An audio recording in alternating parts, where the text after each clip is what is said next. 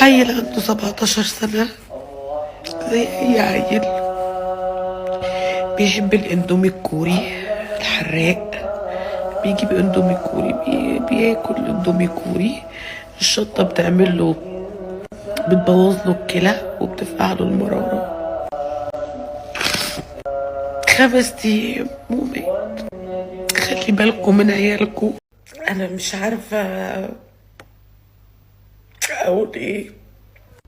مش هقول أخويا، ده هقول ابني، ده ابن قلبي. أقرب حاجة ليا. انتقل إلى رحمة الله تعالى، وما يتعزش على اللي خلقه، وربنا يرحمه ويسامحه ويغفر له. هسألكم الدعاء.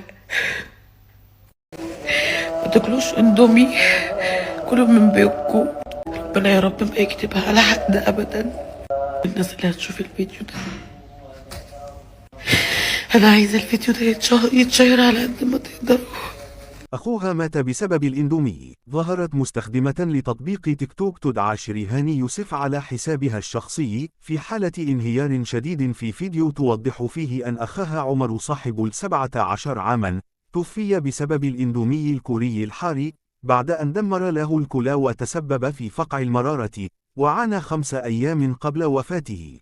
وأشار أخصائي تغذية في تصريحات خاصة من قبل إلى أن الإندوم يحتوي على كمية عالية من أملاح الصوديوم، ما يؤثر على صحة الكلى وزيادة معدل ضغط الدم، كما أنه يحتوي على دهون مشبعة ومهدرجة التي تؤثر سلبا على صحة القلب والشرايين، وذلك بسبب أنواع التوابل والمنكهات والاستمرار في تناول الصوديوم بكمية كبيرة يزيد من خطر الإصابة بسرطان المعدة وأمراض القلب والسكتات الدماغية.